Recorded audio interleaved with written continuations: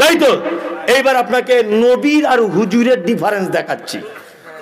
হুজুর আর বর্তমান জিলাপি হুজুর আর আল্লাহর নবীর একটা ডিফারেন্স আপনাকে দেখাই।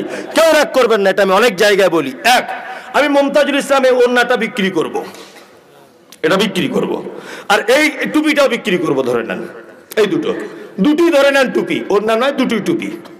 এই টুপিটা হালকা একটু ছেঁড়া, ময়লা লেগে আছে, আর এটা একদম চকচক চকচক চকচক করছে। বলুন তো আপনারা কোনটা কিনবেন? চকচকেটা কিনবেন, তাই না? এবার বলুন, এই আমি হজ করতে গিয়েছিলাম গত 2022 সালে, যাইনি কিন্তু বোঝানোর জন্য বলছি। তা হজে গিয়ে এই টুপিটা কিনে এনেছিলাম। এই টুপিটা আল্লাহর নবী পরতেন, আমি কিনে এনেছি ওখান থেকে খুব কষ্ট করে। বলুন কোন টুপিটা কিনবেন? কোনটা? আচ্ছা, এইটার পক্ষে কারা হাত তুলুন তো। এটা হালকা একটু ছেঁড়া, কিন্তু নবী পরতেন, এটা কিনবেন, তাই তো? কেন কিনবেন এটা?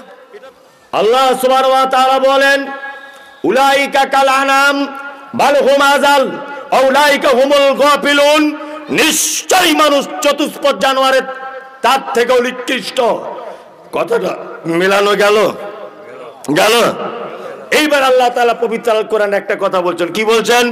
ইন্নাশ শাররাদ দাওয়াবি ইনদাল্লাহি সুম্মুম বুকমুন উমিয়ুন ফাহুম লা ইয়াকিলুন।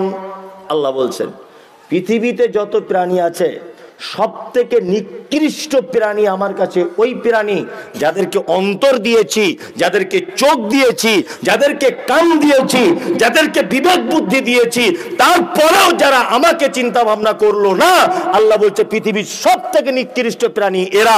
বলুন তো কারা? মানুষ। আল্লাহু আকবার। আল্লাহ আপনাকে আমাকে সকলকে সঠিক দিনের জ্ঞান অর্জন করা তৌফিক দান করুক, আমিন। চলুন তাহলে দুটো প্রমাণ দিয়ে দিলাম, একটা দুর্বল আর একটা চতুষ্পদ জানোয়ার। এইবার আপনাকে বলছি, আল্লাহ বলছে মানুষকে আদর করে তৈরি করেছি। এইটা একটু বুঝিয়ে দিই আপনাকে কত আদর করে। আচ্ছা বলুন তো, এ কথা অনেক জায়গায় বলি, হয়তো সোশ্যাল মিডিয়ায় শুনেছেন, আজকে আবার শুনুন। আচ্ছা বলুন তো দেখি, মানুষের বাচ্চা জন্ম হলে হাঁটতে টাইম লাগে কতদিন? বলছে 2 বছর। মানে ওর বিয়ে করে অভ্যাস নেই আর কি। 2 বছর। কতদিন লাগে? 1 বছর। কারো 8 মাস, কারো 10 মাস, তাই না? আচ্ছা বলুন তো, গরুর বাচ্চা হলে হাঁটতে টাইম লাগে কতদিন? 10 দিন। 10 দিন। ও আবার বলছে হ্যাঁ 5 মিনিট লাগে বা 10 মিনিট, তাই না? হ্যাঁ। এইবার চুপচাপ মেরে আপনাকে যুক্তির আলোকে এগুলো বোঝাতে হবে, বাস্তব দিয়ে না বোঝালে মানুষ বোঝে না। আর আপনার সোশ্যাল মিডিয়া জানেন, আল্লাহর কসম বলছি, আমি হয়তো আমার থুতুনির জোর আছে বেশি, থুতুনির জোর হয়তো আছে, থুতুনির জোরে মাইক ভেঙে ফেলবে এরকম ব্যাপার, কিন্তু আমার সত্যি কথা যেটা, আমার বেশি বিদ্যা আল্লাহ দেয়নি, খুব সংক্ষিপ্ত বিদ্যা দিয়েছে। অল্প বিদ্যাতে আমি যা চিন্তা ভাবনা করে পরিস্থিতি সামনে রেখে বলি, তবে কোনো শিরক এবং বেদাতের পক্ষে বলি না। এই দুটো আমার টনটনে জ্ঞান আছে, বাকিটা আমার ফতোয়া দেওয়ার মতো যোগ্যতা নেই, এক পাতা পড়ানোরও যোগ্যতা নেই। তবে আল্লাহ হয়তো কবুল করেছে এইভাবেই আমাকে, এইভাবেই জাতির সামনে কথা বলছি। আমার জন্য দোয়া করবেন, আল্লাহ যেন আমার ইলমে যেন বরকত দেয়। এই দোয়াটা শুধু করে যান আপনি, আর কিছু নাই। আল্লাহ যেন আমার ইলমিয়াতে বরকত দেয়, আর কিছু নাই। আর আমার জবানটা যেন আল্লাহ স্পর্শ করে দেয়, জবান যেন আমার স্পষ্ট থাকে, এই দোয়াটা শুধু করবেন। আর আমি জাতির কাছে কিছু চাই না। চলুন এবার আপনাকে আর একটা কথা যুক্তিতে বোঝাই। মানুষের বাচ্চা, আপনার স্ত্রীর পেটে বাচ্চা হয়েছে, এসেছে বাচ্চা, তা আপনার কাছে পয়সা নেই, তা আপনি আমাকে ফোন করছেন, হ্যালো মুমতাজুল ইসলাম, হ্যাঁ আমি হাফেজ হুমায়ুন কবির বলছি, হুমায়ুন কবির বলছি আর কি, আমার পিছনে বসে আছে। তা কি হয়েছে ভাই? তা হুমায়ুন আমাকে বলছে আমার স্ত্রী পেটে বাচ্চা, টাকা পয়সা ভাই খুব শর্ট, 20,000 টাকা ধার দেবেন, কখন কি হয় না হয় সিজার টিজার করতে হবে, টাকা খুব শর্ট। আমি বললাম ভাই যখনই হবে ফোন করবেন। রাত 12টা একদিন আমাকে ফোন করে হুমায়ুন বলছে, মুমতাজুল ভাই আমার স্ত্রী এরকম এরকম ব্যাপার, টাকাটা সঙ্গে সঙ্গে ফোনে টাকাটা পাঠিয়ে দিলাম। বিপদে পড়েছে একজন আলেম মানুষের স্ত্রী। এখন ওর স্ত্রী হসপিটালে ভর্তি হলো, সাথে সাথে বাচ্চা জন্ম হলো। মাইকে বলছে হসপিটালে, হুমায়ুন আপনার স্ত্রীর নাম সুফিয়া, ছেলে সন্তান জন্ম দিয়েছে, দয়া করে আপনি আসুন। তো ও গিয়ে খুব বগল বাজাচ্ছে, বেটা হয়েছে বলে কথা, তাই না? হ্যাঁ, কোলে তুলে নিল। দাদি ছিল, কোলে তুলে নিল।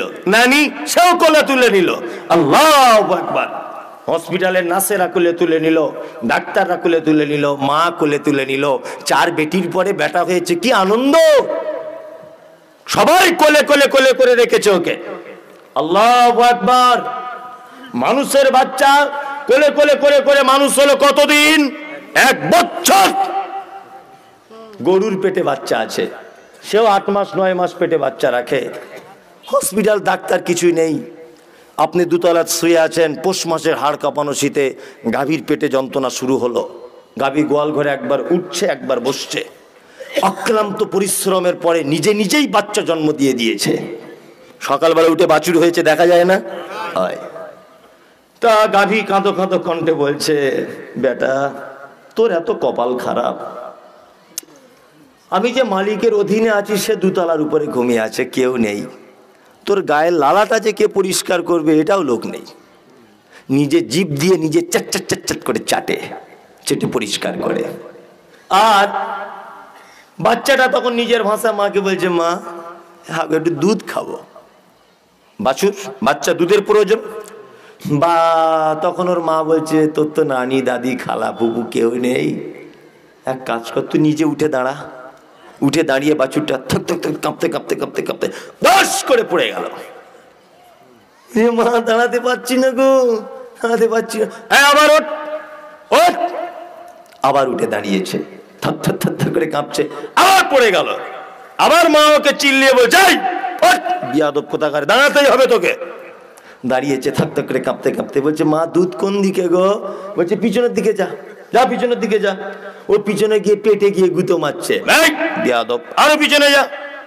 বাঁট ঝুলছে, টান বাঁটটা ধরে। বলছে মা দুধ আসছে না তো।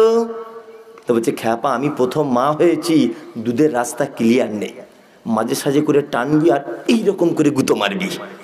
মারে বাছুর, মারে মারে। কে শেখালো? কে?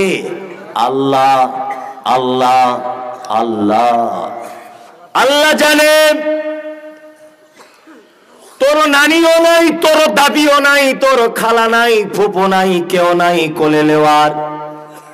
তোর পা যদি 1 বছর টাইম লাগাই, তোর মায়ের দুধগুলো নিচের দিক দিয়ে পড়ে যাবে, তুই খেতে পাবি না। আর মানুষকে আল্লাহ এত ভালো করে তৈরি করেছে, আল্লাহ জানে তোর নানি আছে, দাদি আছে, খালা আছে, ফুপু আছে, তোর পা হতে টাইম লাগবে 1 বছর। 1 বছরের ভিতরে সবার কোল চেপে চেপে বেড়াবি। আর গরু তার নানি নাই দাদি নাই, সাথে সাথে তার পা রেডি করে দেওয়া হলো।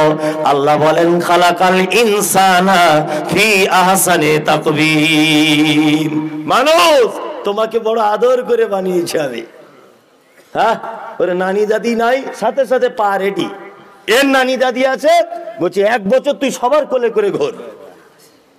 আল্লাহ ভালো বেসেছে কি বাসেনি? বেসেছে, বেসেছে।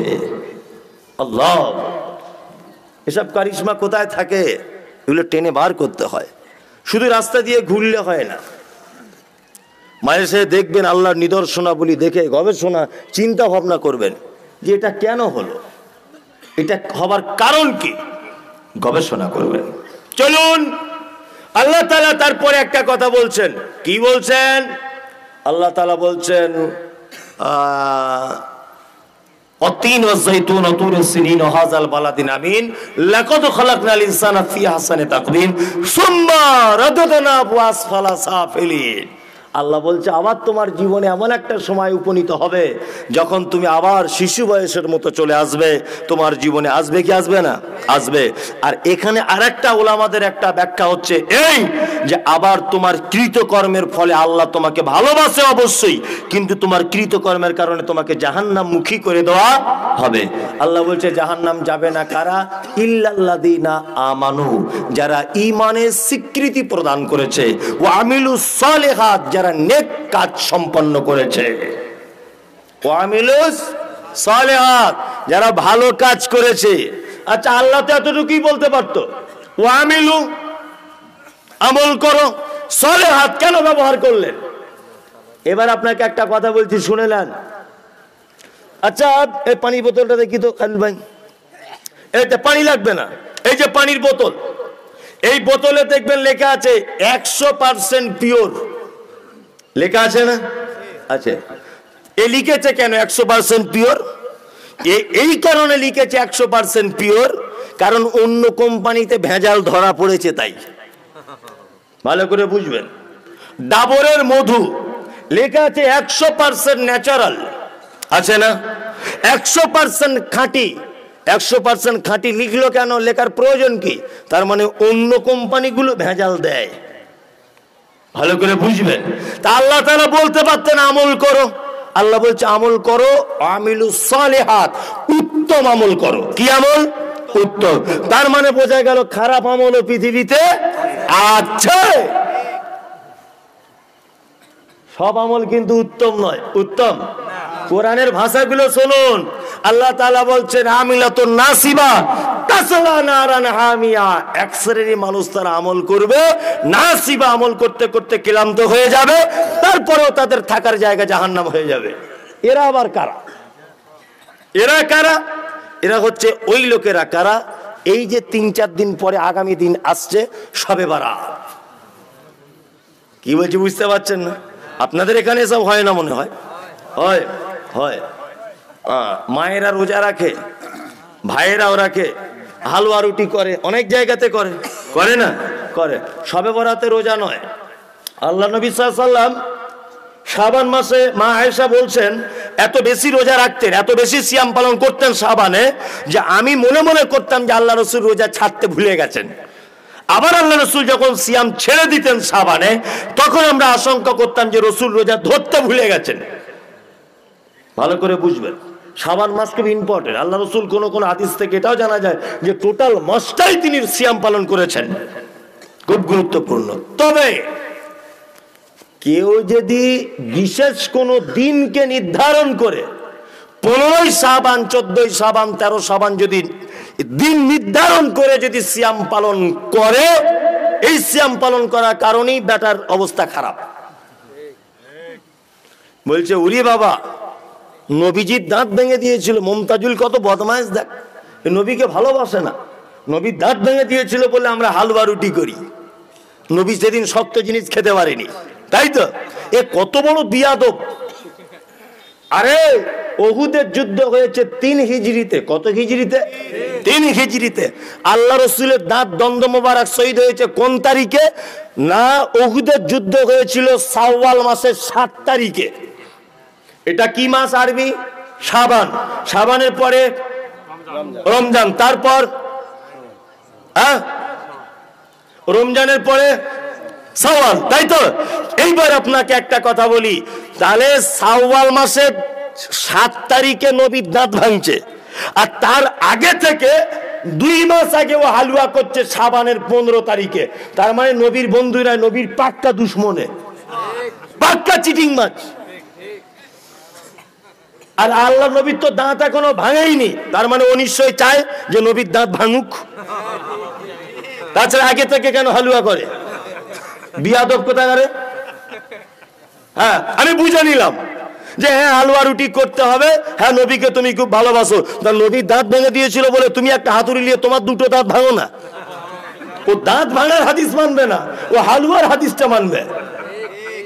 বদমাইশির জায়গা পাও না, একদমই নয়।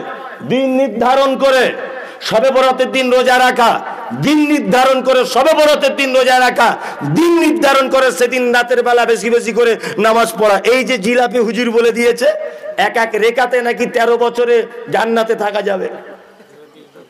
বয়স্ক লোক মাথার কাপড় পাছায় তুলে দিয়ে সেই লোকটা দেখছি মসজিদে একটা ইট জমা দিয়ে এসেছে। আগো চাচা খবর কি? দেবো চুরি বাবা, আজকে ফেরেস্তারা বড় বড় খাতা নিয়ে রুজি রুটির ব্যবস্থার ডিপার্টমেন্টের দায়িত্ব আসবে, তা আমি ওই জন্য আগে থেকে ইট দিয়ে কাতারে লাইন দিয়ে রেখেছি যাতে জায়গা ফাঁকা না থাকে। হারামখোর জীবনে কোনোদিন নামাজ পড়ে না, কোনোদিন নামাজ পড়ে না, অথচ শবে বরাতের দিন। আবার অনেক মেয়েরা আমাদের ওদিকে দেখেছি হালুয়া রুটি করে ওই চিলে কোটার উপরে রেখে আসে, খালা এরকম কেন করছো গো?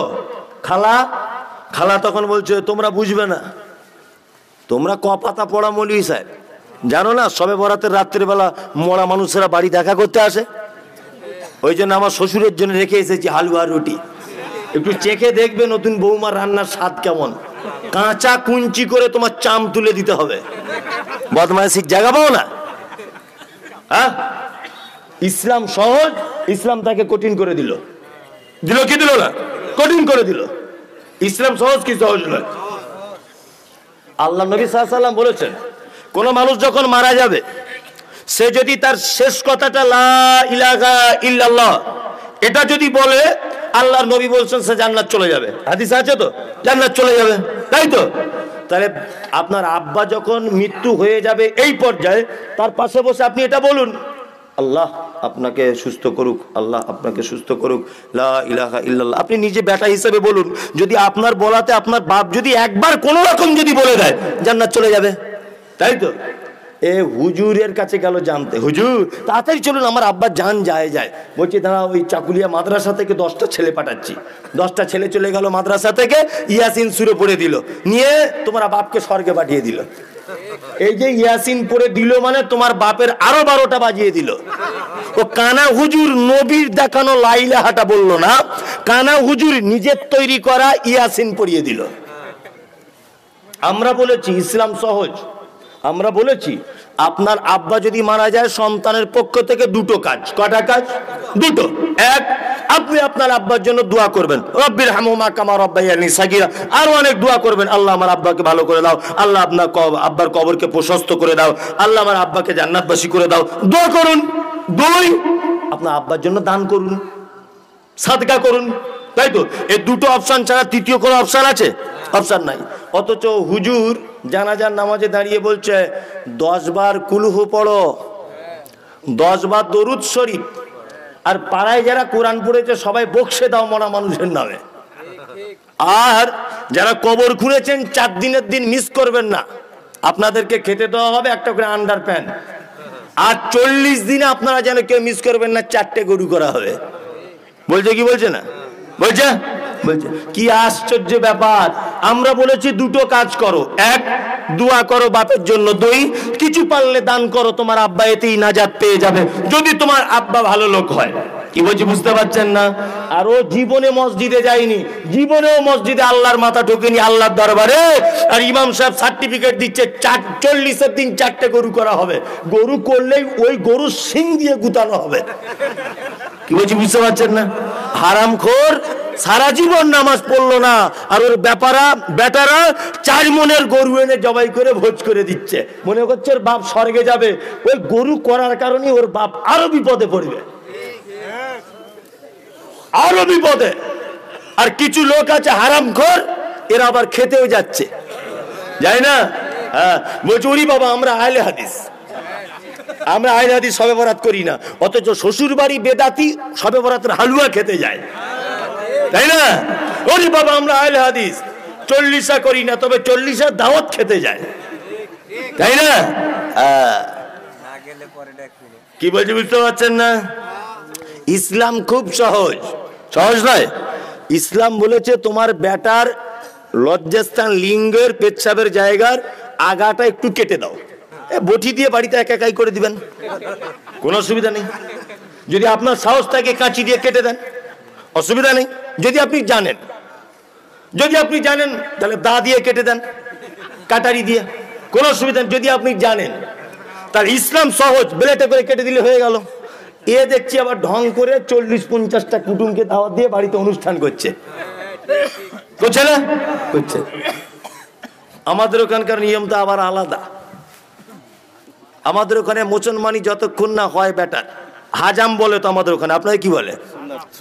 সুন্নত বলে। আর আমাদের ওখানে যে করে ওকে হাজাম বলে, আমাদের দেশওয়ালি ভাষাতে। তা হাজাম বাড়িতে আসা পর্যন্ত আর চলে যাবার আগ পর্যন্ত ওর মা মানে বেটার মা পানিতে গলা ডুবিয়ে বসে থাকে আমাদের ওদিকে। তা মাঝে সাঝে হাসি ঠাট্টা করে, হয়তো আমার বেলাতেও আমার মা ছিল, তখন আমি মৌলবি হইনি, ভালো করে বুঝবেন। তা বলছি আগো খালা এরকম অবস্থা কেন? তা বলছে আস্তাগফিরুল্লাহ, তুমি মৌলভী সাহেব না অন্য কিছু? হ্যাঁ, তুমি হাদিস জানো না? না তো। বলছে পানিতে দাঁড়ালে ছেলের জ্বালা যন্ত্রণাটা কম হবে, ওই জন্য মা হয়ে পানিতে গলা পর্যন্ত ডুবিয়ে দিয়ে বসে আছি। ইসলাম সহজ, সহজ কি সহজ নয়? এ কঠিন করে দিয়েছে, দিয়েছে কি দেয়নি? দিয়েছে। এ কঠিন করে দিয়েছে, ইসলাম কিন্তু সহজ। আচ্ছা বলুন, বেটার বিয়ে দেওয়া কঠিন না বেটির বিয়ে দেওয়া?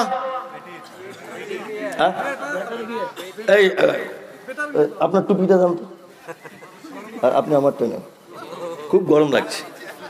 ওই টুপিটা একটা পীরের দরবার থেকে কিনেছি তো, ওই জন্য ওর প্রতি একটা মহাব্বত আলাদা আসে। হুমায়ুন কবিরেরটাই নেই। রাগ করবে নাকি ভাই?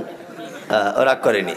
যাই হোক, না যে কথা বলছিলাম সেটা হচ্ছে এই যে আমরা ইসলামটাকে কঠিন করেছি। বেটার বিয়ে দেওয়া কঠিন না বেটির? কথা বলুন। বেটির।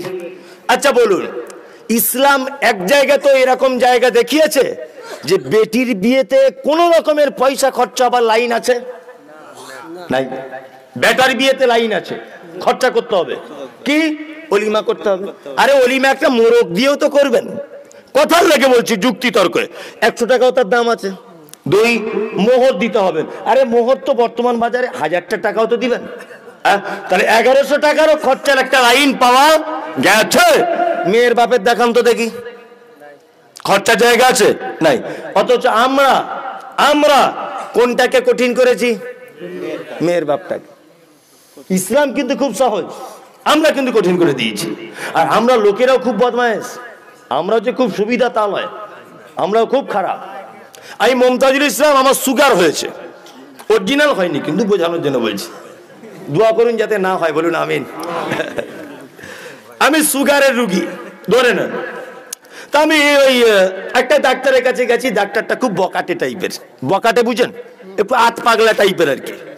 তাই ডাক্তারের কাছে গেছি, ডাক্তার আমাকে বলছে, মমতাজুল সাহেব কি হয়েছে? আমি বললাম, ডাক্তার ভাই এরকম এরকম ব্যাপার। তা বলছে আচ্ছা আচ্ছা আচ্ছা আচ্ছা, ফজরের নামাজ পড়ে আপনি 1 ঘন্টা হাঁটবেন আর শোবেন না, আর রসগোল্লা খাবেন না, আলু ওটাও খাবেন না, বাদ দিয়ে দেন। আর এই যে 6 টাকা পাতা একটা ওষুধ দিচ্ছি, প্রতিদিন 1টা করে ট্যাবলেট খাবেন। তা আমি বাড়ি এসেছি, মিষ্টি খাই না, আমার বউ আলু রান্না করছে, খাই না। আমার বউ তখন বলছে, হাগো ডাক্তারের কাছে গেলে কি বললো, ফি কত নিল? বলছি ফিটি তো নেয় না, শুধু ওষুধের দাম 6 টাকা নিয়েছে। তো আমার স্ত্রী বলছে, ঘোড়ার ডিম ডাক্তার, ও কিছু বোঝে? ওর কাছে তুমি গেলে, এই যে শ্যামল ব্যানার্জির কাছে যাও না। আমি ফুলবাড়িতে শ্যামল ব্যানার্জির কাছে গেলাম। শ্যামল ব্যানার্জি, ওর ফি হচ্ছে 1000 টাকা। তা 1000 টাকা ফি। শ্যামল ব্যানার্জি আমার হাতটা ধরে বলছে, মনীষা তো মারাত্মক ব্যাপার। বলছে হ্যাঁ মারাত্মক। কি ব্যাপার? সুগার। বলছে কোন ডাক্তার দেখিয়েছেন? আমি বলছি হুমায়ুন কবিরকে। থাক, ও ডাক্তার নাকি? কি দিয়েছে দেখি, ওষুধের পাতা দেখা ছুঁড়ে ফেলে দিল, এই ওষুধ চলবে না। আপনি এক কাজ করুন। কি কি খেতে মানা করেছে? আমি বললাম হুমায়ুন কবির বলেছে যে আলু খাওয়া যাবে না আর রসগোল্লা খাওয়া যাবে না। ও তখন আমাকে শ্যামল ব্যানার্জি বলছে, রসগোল্লা জন্মের খাওয়া খান, আলুও খান, ফজরের নামাজ পড়ে হাঁটতেও হবে না, ফজরের নামাজও পড়তে হবে না, আপনি ঘুমান। আর এই 380 টাকা পাতা ওষুধ দিচ্ছি, 1 পাতা 10 দিন করে চলবে। তার মানে 1 মাসে কত টাকার ওষুধ যাচ্ছে? 1000 টাকা, ধরে নেন 1000 টাকার। আর মাসে 2 বার আমাকে দেখাবেন, আর সবই খান। আচ্ছা মাসে 2 বার যদি দেখায় 2000, আর এদিকে 1000 টাকার ওষুধ, কত টাকা গেল? 3000। আচ্ছা বলুন তো, আপনাদের দৃষ্টিতে বিচার করতে দিলাম একটা কথার, দুটো ডাক্তারের মধ্যে আপনাকে বাঁচাবার সহজ পদ্ধতি এবং বাঁচাবার চেষ্টা করেছে কোন ডাক্তার? হ্যাঁ, প্রথম ডাক্তারটা, তাই না? অথচ আমরা বলি কি, ও বকাটে ডাক্তার। হ্যাঁ, তাই না? এবার আপনারা ইমানদারির সঙ্গে বলবেন, আমরা সাধারণত ভালো বলি কোন ডাক্তারকে? এটা বলুন। যে 1000 টাকা ফি, জন্মের খাওয়া খাও, 300 টাকা পাতা ওষুধ খাও, আমরা বলি এই ডাক্তার ভালো, কিন্তু এ আমাকে মরার লাইন করে দিচ্ছে, তাই না? হ্যাঁ, তা আমরা বলছি ওই হুজুর ভালো। ওরে বাবা, বাপ মরে গেছে, দেখ গরু জবাই করতে নিষেধ করছে। এই মমতাজুল কত বড় বদমাইশ লোক, আমাকে বলছে এ কিছুই জানে না, রাজমিস্ত্রি কাজ করে। ভালো করে বুঝবেন। আর ও যে 4টে গরু করার কথা সমর্থন করেছে, বলছে ওরে বাবা, এ তো জাঁদরেল হুজুর। সাংঘাতিক ব্যাপার। রমজান মাসে মসজিদে তারাবি পড়াতে ছেলে রেখেছে, তো একজনা কিরাত করছে এরকম করে, আলহামদুলিল্লাহি রাব্বিল আলামিন আর রহমানির রহিম, আস্তে আস্তে আস্তে আস্তে করে। তা মুসল্লিরা বলছি কি হাফেজ, বের করে কে তারাবি পড়া, এ কোরআন পড়া হলো, এ হাফেজ না ঘোড়ার ডিম, পাল্টা। আর একজন এসেছে, এসে বলছে আলহামদুলিল্লাহ, সাংঘাতিক মাল। এই হচ্ছে হাফেজ রে, অরিজিনাল, তাই না? আচ্ছা বলুন তো, দুজনের মধ্যে অরিজিনাল কে? আগেরটা। আমরা অরিজিনাল বলি কাকে? পরেরটা। আমরা নিজেদেরই ভালো মন্দটা বুঝি না, যে কে আপনাকে বাঁচাবার চেষ্টা করছে, কে মারার চেষ্টা করছে, আমরা নিজেদেরটাই বুঝি না। বুঝি না। আশ্চর্য ব্যাপার। আল্লাহ তাআলা বলছেন ওয়ামিলুস সালিহাত, যারা নেক কাজ করে। কি কাজ? নেক কাজ। তার মানে বুঝে নিতে হবে সব কাজ নেক কাজ নয়। আপনাকে আমি একটা উদাহরণ সব জায়গায় দিই, আজকে একটা জিনিস দিয়ে বলি। আল্লাহ তাআলা পবিত্র আল কোরআনের ভিতরে একটা কথা বলছেন, কি? মা আতাকুমুর রাসূল ফাখুযুহু ওয়া মা নাহাকুম আনহু ফান্তাহু। আমার নবী যেটা দেয় ওটা গ্রহণ করো, আমার নবী যেটা নিষেধ করে ওটাকে বাতিল করে দাও। এক। তাহলে আমরা কারটা গ্রহণ করব, কারটা বাতিল করব? দুটোই নবীর। নবী যেটা নিষেধ করেছে বাতিল, নবী যেটা দিয়েছেন সেটা করতে হবেই, তাই তো? এইবার আপনাকে নবীর আর হুজুরের ডিফারেন্স দেখাচ্ছি। হুজুর আর বর্তমান জিলাপি হুজুর আর আল্লাহর নবীর একটা ডিফারেন্স আপনাকে দেখাই। কেউ রাগ করবেন না, এটা আমি অনেক জায়গায় বলি। এক, আমি মুমতাজুল ইসলামের ওড়নাটা বিক্রি করব, এটা বিক্রি করব, আর এই টুপিটাও বিক্রি করব, ধরে নেন। এই দুটোই ধরে নেন টুপি, ওড়না নয়, দুটোই টুপি। এই টুপিটা হালকা একটু ছেঁড়া, ময়লা লেগে আছে, আর এটা একদম চকচক চকচক চকচক করছে। বলুন তো আপনারা কোনটা কিনবেন? চকচকেটা কিনবেন, তাই না? এবার বলুন, এই আমি হজ করতে গিয়েছিলাম গত 2022 সালে, যাইনি কিন্তু, বোঝানোর জন্য বলছি। তা হজে গিয়ে এই টুপিটা কিনে এনেছিলাম। এই টুপিটা আল্লাহর নবী পরতেন, আমি কিনে এনেছি ওখান থেকে খুব কষ্ট করে। বলুন কোন টুপিটা কিনবেন? কোনটা? আচ্ছা এইটার পক্ষে কারা হাত তুলুন তো। এটা হালকা একটু ছেঁড়া, কিন্তু নবী পরতেন, এটা কিনবেন, তাই তো? কেন কিনবেন এটা? এটা তো আরো চকচকে, নবী পড়েছিল তাই ভালোবাসা আছে, তাই না? হ্যাঁ। এবারে নবীর দেওয়া আর হুজুরের দেওয়া ডিফারেন্স দেখাই। বাজারে একটা দরুদ আছে, কি দরুদ? আল্লাহুম্মা সাল্লি আলা সাইয়্যিদিনা মাওলানা মুহাম্মদ ওয়া আলা আলি। বলে হুজুর গরম দুধ খাচ্ছে, পাবলিক তোরা বল এটা দরুদ না অদরুদ? দরুদ। এই ভুল বলবেন না, দরুদ। আমি বলছি এটা দরুদ। আর একটা দরুদ বলি, বালাগাল উলা বিকামালিহি কাশাফাত দুজা বিজামালিহি হাসানাতু জামিউ খিসালিহি সাল্লু আলাইহি ওয়া আলিহি ওয়া সাল্লিমু তাসলিমা। এটা একটা দরুদ।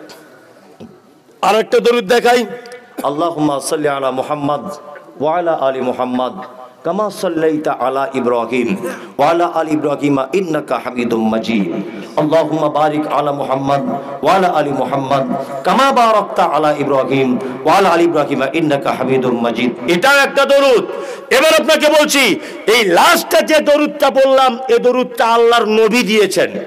আর প্রথমে যে দুটো বললাম, এটা পীর সাহেবদের নিজেদের তৈরি করা দরুদ সমাজে ঢুকিয়েছে। বলুন কোনটা রাখবেন, কোনটা ছাড়বেন? নবীর দেওয়াটা রাখবো, কিন্তু বলুন বর্তমানে সব থেকে পছন্দ করি কোন দরুদ? ওইটা, তাই না? হ্যাঁ, আল্লাহু আকবার। ওদেরটা আগে আমরা বলছি, ওইটা বেশি গ্রহণযোগ্যতা পাচ্ছে না? অথচ আমরা বলছি এটা নবী দিয়েছে, ও মানতে চাইছে না।